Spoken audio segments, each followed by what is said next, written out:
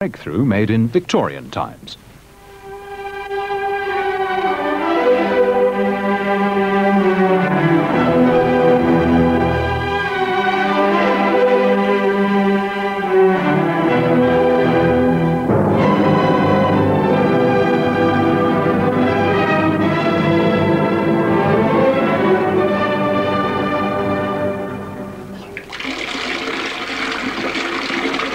Come on, hurry up. Come on, you lot, hurry up. Vicky, wash your face properly.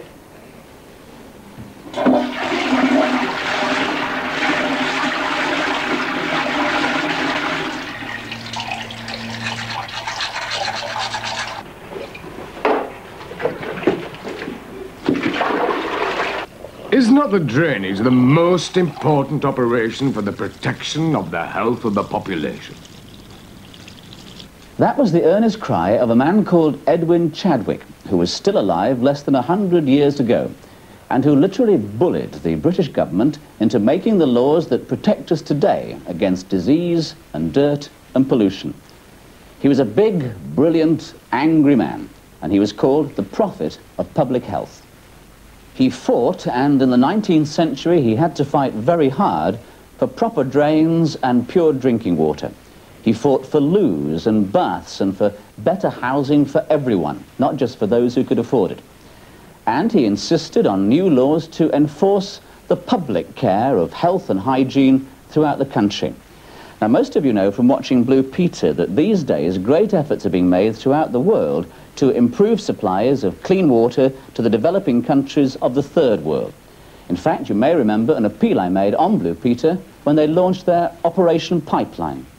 I've travelled through many Third World countries on assignments for Newsround, and I went to one of them, Bangladesh, just after my youngest daughter had been born. And are his limbs strong enough for him to move easily, do you think? Well, you can see he can just about stand up if I help. The contrast between the way that little babies that I saw over there were being treated, many of them didn't have any food, not enough medicine, and the way that my little daughter was being looked after in Britain made the poor world and the rich world seem to me more like two different planets. And I was amazed to discover that in Bangladesh, as in many poor countries, one of the biggest causes of ill health and indeed death is water. This is 8-year-old Awa Kamara collecting water from a stream near her village home in the African country of Sierra Leone. It's work that's usually done by women and children. It's hard work, and though the water is vital, it's often dirty and carrying disease. And the same water that is used for drinking and cooking is also used for washing and sanitation, and the germs breed upon germs. You might think that people drinking and washing in unclean, polluted water was something that could only ever happen in faraway other countries, in poorer countries. But that's not altogether true. 150 years ago, when Britain was probably the richest country in the world, small towns suddenly changed into sprawling industrial cities. London and Liverpool and all the other seaports became crowded. Their slums were dreadfully overcrowded with the flotsam and jetsam, the waifs and strays from the new world of factories and industry. And they existed in indescribable squalor. In 1850, one of Edwin Chadwick's young health officers stood in front of the wealthy city fathers of London to make his annual report. I lift the curtain to show you this. A curtain that many might gladly leave unraised. What a contrast it offers to the superficial magnificence of the city, this pestilential heaping of human beings. Death is the chief comforter of these orphans of civilization. Because of their sufferings, I am entitled to speak. It is my duty to tell you where disease ravages the people under your charge, and why. He was speaking of the London of Charles Dickens, a city where typhoid fever, cholera, tuberculosis, drunkenness and thieving were hidden away in the dark, overcrowded courts that ran down to the water's edge.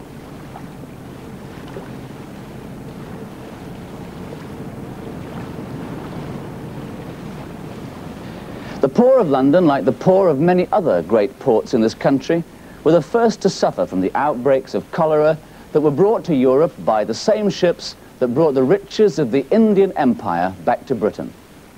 No one then knew how cholera and typhoid fever spread, but everyone was terrified of the consequences.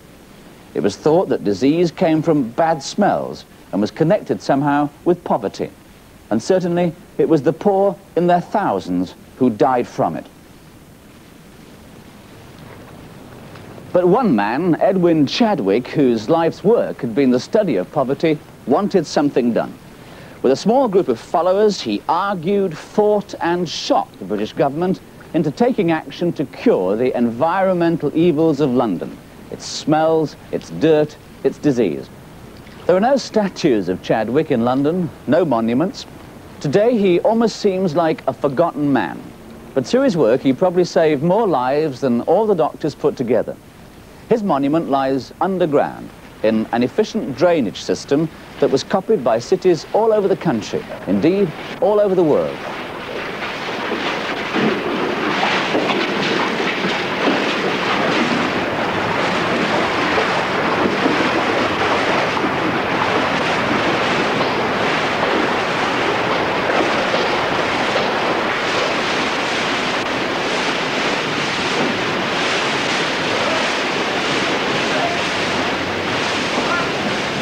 Edwin Chadwick was born in the year 1800 in a thatched cottage which used to stand on this site on the Stockport Road in Manchester.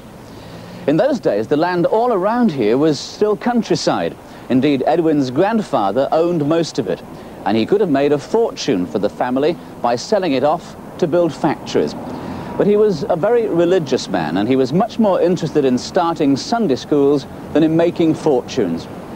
As a child, Edwin Chadwick used to walk hand in hand into Manchester with his grandfather.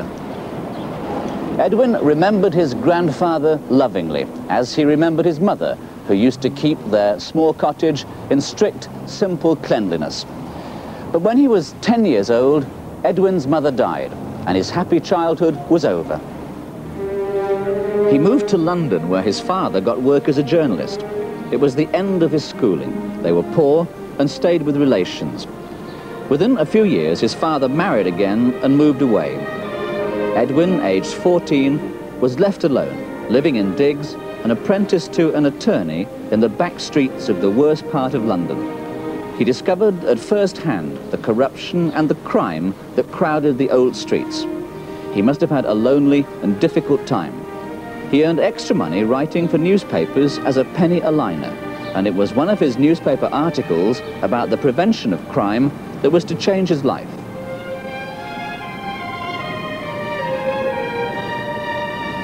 Jeremy Bentham, the famous philosopher, read it and wrote to young Edwin Chadwick and invited him to come and be his secretary and work with him. Bentham started this university in London. He wanted to reform the law because he passionately believed that law should exist to promote the greatest happiness for the greatest number of people. He was already a frail old man when Chadwick went to live with him. He loved Bentham like a father and talked of him as his guiding star. And when he was ill and dying, Chadwick nursed him. In his will, Jeremy Bentham left him some books, a little money, and his ring with his portrait on it. And from then on, Edwin Chadwick decided to work for the rest of his life to bring the greatest happiness for the greatest number, just as Bentham had done. He became an eager young civil servant, always involved with reforms of every kind, writing reports about the unemployed, about the poor laws, about orphanages, children who worked in factories, industrial accidents, schools for factory children, compensation for injured workers, health in factories, health in schools, and new improved housing for the laboring classes. He worked like a demon, always finding out the facts before he wrote his detailed reports. He travelled to discover at first hand what life was like for children in the mill towns of the north. Back in London, he needed to earn more money. He had a family to support. But despite all his hard work for the government, he never got promotion. As far as the Prime Minister was concerned, Chadwick wasn't a gentleman. He'd never studied Latin or Greek. He wasn't one of them. In those days, it was the sons and relatives of politicians who got the best jobs in the civil service. But Chadwick had other powerful allies, cholera and typhoid. The country was again in the grip of a panic fear of cholera. In 1839, a doctor's report on the fever-ridden parishes of London's East End spoke of the stench, the overcrowding, the lack of water, and the absence of drains. Much has been done to clean up areas where the rich reside, but nothing whatever in districts inhabited by the poor. They are out of sight and out of mind. Only the Poor Laws Officer and the parish doctor go near them.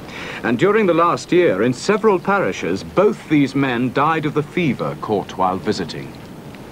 Nearly 27,000 people were visited, and because of the poverty and the fever, nearly half of them died. The government had to act, and act fast. Within 2 days of the doctor's findings being published, they sent for Chadwick. Could he make a report covering the whole country about the causes of the appalling conditions in the city slums? And what action could be taken to control the epidemics of fever that had created so much panic? Edwin Chadwick, the reformer, had come into his own at last. He put everything else out of his mind and set to work.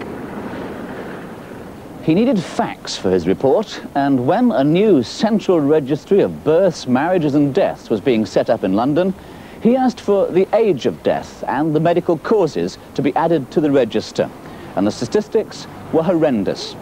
The average age of death from the fever was 43 for the gentry, 30 for a tradesman, and a mere 22 for a labourer. And more women and many more children died from the fever than did men. Later it was discovered that this was because in the slums men drank beer, women often drank tea, and it was the children who drank the untreated, polluted water. It took Chadwick 2 years to compile his report on the sanitary condition of the labouring population of Great Britain, and it was an instant bestseller. In 1842, it sold 20,000 copies, and it's still in print today. And people, when they read it, were properly shocked. Shocked enough to demand new regulations and new reforms. Prince Albert wrote from Windsor to congratulate Chadwick and to ask what could be done to improve the sanitary conditions in the town of Windsor.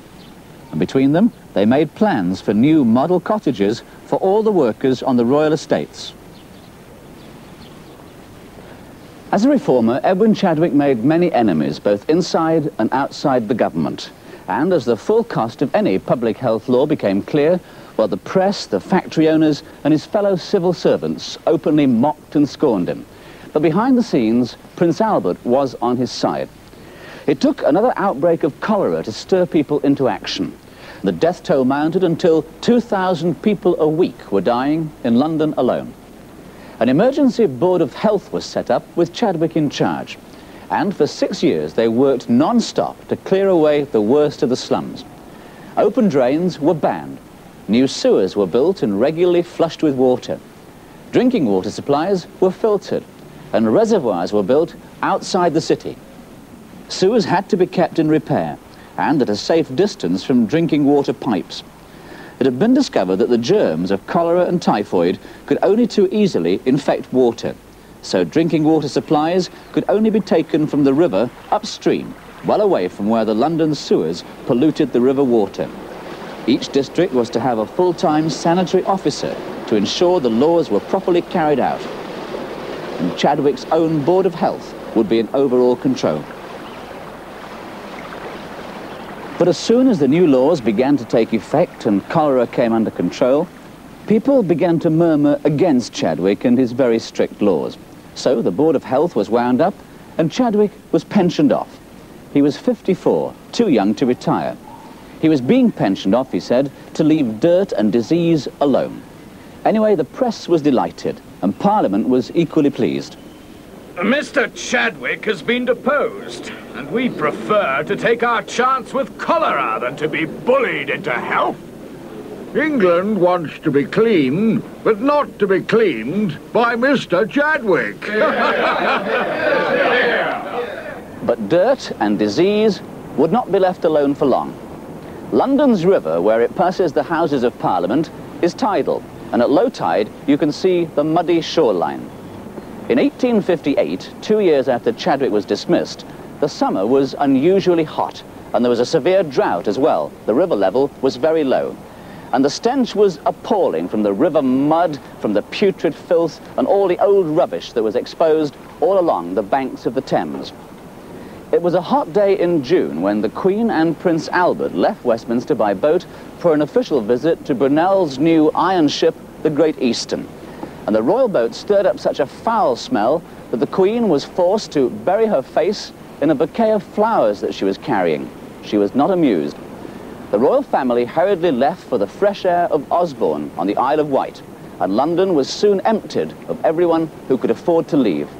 Meanwhile, the politicians who'd been so scornful of Chadwick's ideas hung sheets soaked with carbolic disinfectant from the windows of Westminster in a hopeless attempt to defeat the stench. The hot summer of 1858, the year of the Great Stink, made sure that sanitary reforms were on the way. Well, this boat is rather special. In fact, it's a floating laboratory where the scientists of today carry out constant checks on the river water to make sure those carbolic sheets don't ever have to hang outside the windows of Westminster again. In his retirement at Richmond, Chadwick must have been laughing. Of course, he didn't give up his plans for a cleaner city. He wrote pamphlet after pamphlet urging new laws. What he wanted was a system whereby clean, filtered drinking water was sent from the country into the towns. And in return, the towns processed their waste into manure and sent it back to the countryside to fertilize the fields. But it would be a long time, 100 years or so, before anything like that happened. It was far cheaper just to pour the sewage straight into the river, hoping that eventually it would be washed out to sea. Even so, control of London's great river was beginning. The embankments were built and the worst of the riverside slums were cleared away. And foul water from the main drains was pumped far away downstream, beyond Woolwich, to where the river broadens out at Barking. And it was only allowed to be pumped into the river at high tide. For a time, it looked as though Chadwick's reforms were taking effect. Cholera, the most feared of all the epidemic fevers, was at last under control. But sadly, in 1861, Prince Albert died at Windsor from typhoid. The inadequate water supply to the castle, which he'd once complained about to Chadwick, had claimed a royal victim. The prince was only 44. In those days, this part of the river was a popular spot for paddle steamers taking people out for day trips. On board there was music and lights and everybody was having a good time. But in the river beneath, the mud was thick and black with the foul slime of London sewers. On a September evening in 1878, the small pleasure steamer, the Princess Alice, with 800 happy, laughing passengers on board, was coming home from a day's outing. And going round a bend in the river, she ran straight into a seagoing ship, twice her size.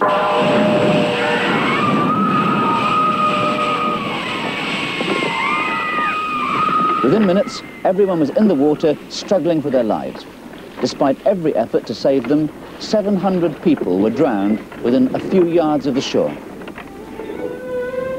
It was an appalling disaster, and the comments made afterwards at the coroner's inquest remained on everyone's mind. Perhaps it was the dark and the panic and the lack of lifebelts that caused such a great loss of life. Or were some of these 700 dead first overcome by the poisonous fumes stirred up from the putrid mud of the river bottom? Were they sickened by the stench before they died? From that time on, the water authorities have never stopped working to clean up the river, and indeed they have now succeeded. The water, which was once so poisonous that no fish could survive in it, is now so clean that even salmon come up the river to breathe. This test here, I've just added a few chemicals and shook it up and allow it to stand. This one I've just done just now, and this one's been allowed to stand. And it's much clearer, that one, isn't it? Yes, and the precipitate there will give you a good indication as to exactly how much oxygen you have there. And how important is it to know how much oxygen there is in the river water? Well, it's very important for supporting marine life, the fish, what type of fish we're going to have in the river, and the mud and the organisms in the mud that support the fish. And the water here is coming straight in from the river, is it? Yes, it's been sampled over the side there. And do you go up and down the river, the testing at different places? Yes, we take them at certain points along the river, set points from Crossness up to Richmond or Teddington. And does it get dirtier in different places and cleaner in other places? There are places where it is dirtier, yes. In the last few years, has the river got cleaner? Yes, it has improved, otherwise we wouldn't be considering restocking the river with salmon.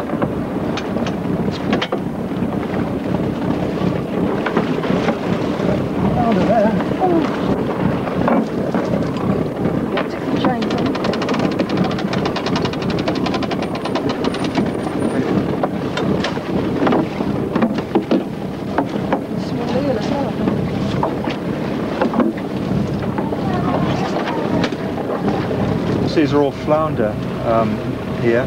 These must have been those that were spawned in March in the outer estuary. They've just come up. That's last year's fish, I would think. That's not bad though for a year's growth.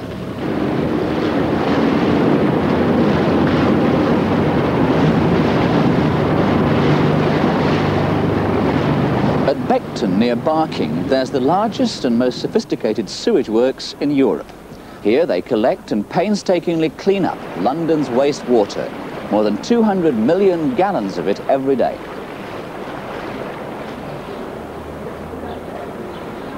When it's thoroughly purified, the water is put back in the river. But the sediment is processed, and some of it is used as manure for fertilizing. How pleased Chadwick would have been about that. And the rest is put on board these large sludge ships. And when the tide turns, they take it out to the North Sea.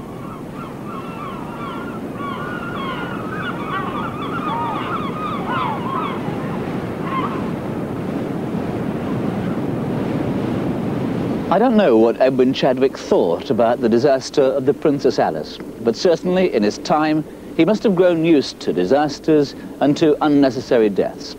And in the 36 years of his retirement, he never stopped working on projects for the public good. He wrote and lectured and made reports on 100 different subjects. He proposed a green belt to stop cities sprawling into the country. A band of verdure around every city which must be secured forever for health and beauty and enjoyment, whatever may be the demands of commerce. When a green field, a rural lane, a hawthorn hedge, a belt of trees disappears before the brick and mortar tenements of man, an evil is inflicted.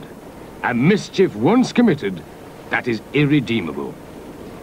He cared very much about clean air and had some surprising proposals. Ventilation from cloudland. A pure air company to disperse fog from above by mechanical means and pipe clean air into homes as gas is piped for a few shillings a year. High towers like the Eiffel Tower could be built in cities, and some means found to spray fresh air down onto the crowded streets and bring down the sweet dew of early morning in the city.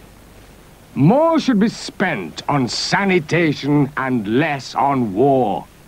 One English battleship would buy a sewage system for 250,000 people and save 1,667 lives a year.